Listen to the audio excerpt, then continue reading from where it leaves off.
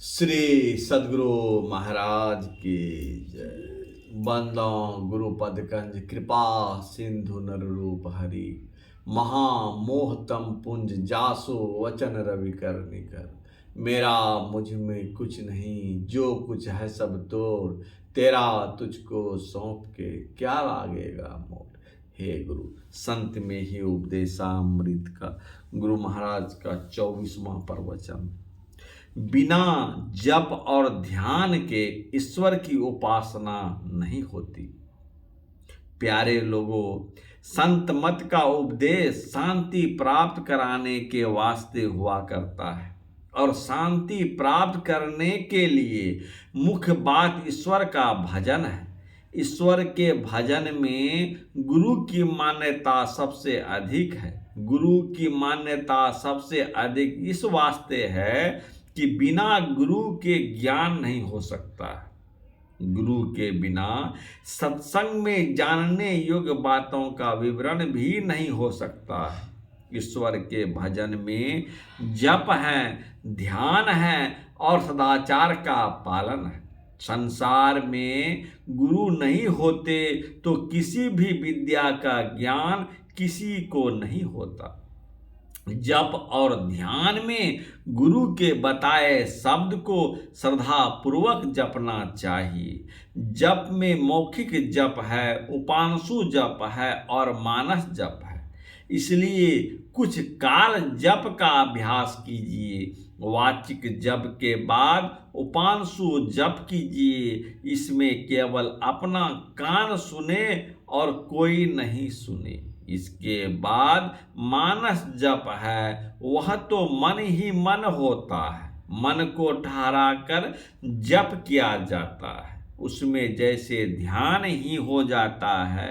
मानस जप के बाद खास तरह से ध्यान आता है।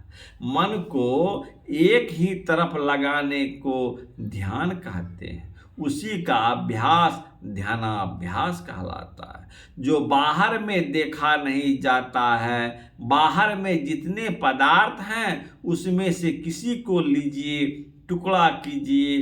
टुकड़ा करते करते जब टुकड़ा नहीं हो तो उसको बिंदु कहते हैं। पहले देखे हुए रूप का ध्यान होना अच्छा है, बाद को बिंदु ध्यान अच्छा है। दो रेखाओं को मिलन जहां हो वहां बिंदु का दर्शन पा सकते हैं। बाहर में बिंदु का दर्शन नहीं पा सकते हैं। इसमें ऐसी एकाग्रता होती है कि उससे सूक्ष्म संसार में प्रवेश हो जाता है। जैसे बाहर में आप देखते भी हैं और सुनते भी हैं, वैसे ही अपने अंदर में बिंदु का दर्शन होने पर देखा भी जाएगा और सुना भी जाएगा। जो सुना जाता है वह शब्द है, लेकिन जो वर्णात्मक शब्द नहीं है वह न नाभि की परावाणी है, न पशवंती वाणी है, न मध्यमा वाणी है और न ही बेखरी वाणी है। जिसे लोग मुख से बोलते हैं, इन सब से परे की वाणी को संतों ने ध्यान लगाने को कहा है। बिंदु दर्शन के बाद से यह ध्यान होता है। शब्द वहां इसलिए मानना पड़ता है कि जहां देखना हो वहां सुनना नहीं हो, असंभव है। परा, पशवंती, मध्यमा और बेखरी वाणी में जो वर्णात्मक शब्द होता है वह वहां नहीं है, वहां ध्यानात्मक शब्द होता है।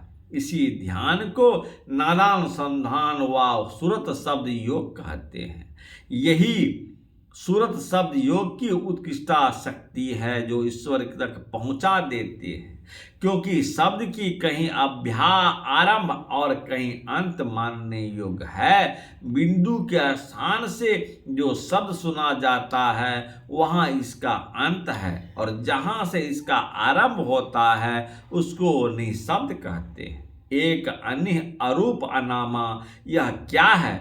अज सच्चिदानंद पर धामा, सच्चिदानंद स्वरूप परमात्मा है। इसके सच्चिदानंद के परे कुछ माना जाए तो हो सकता है। जहां शब्द नहीं है वे ही ईश्वर परमात्मा कहलाते हैं। वे सच्चिदानंद से परे कहलाते हैं। इस प्रकार का ध्यान संत मत में है। यही हमने गुरु से समझा है और आप लोगों के सामने भी कह दिया।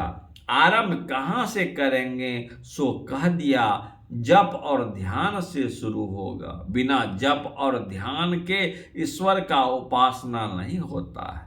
ईश्वर की उपासना नहीं हो जाए तो जीवों का कल्याण नहीं होता है। जीव ऐसा कल्याण चाहता है जिसके बाद अकल्याण कभी नहीं हो। हम लोगों को वह कल्याण नहीं मिला हुआ है। ईश्वर की उपासना का संतों ने जो सिलसिला कहा है वह करना होगा। और गुरु नानक देव जी ने जैसा कहा है, सूचे भाड़े साधु समावे, विरले सूचा धारी, तने कौ परम तंदु मिलावा, नानक सरनी तुम्हारी। पवित्र बर्तन में सत्य अटकता है। हम लोगों को ऐसा ही होना चाहिए। यदि विफलता हो तो बारंबार कोशिश करनी चाहिए। जैसे बारंबार रस्सी के आने जाने से पत्थर पर भी दाग पड़ जाता है, अभ्यास से क्या नहीं होता है। झूठ बोलना महापाप है।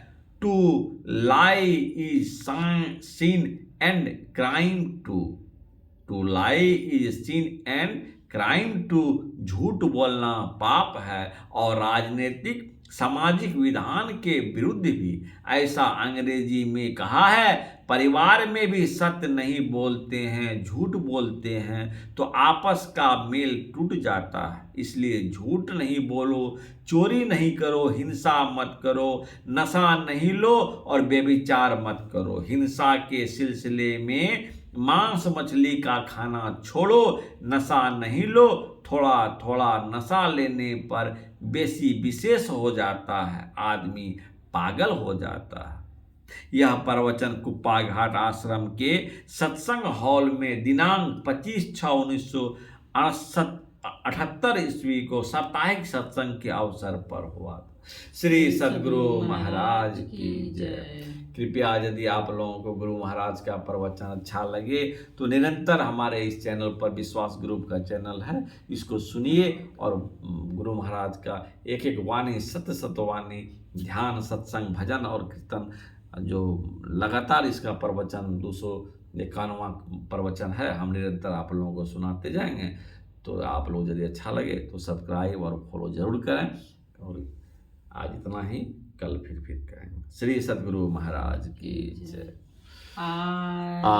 आरती संग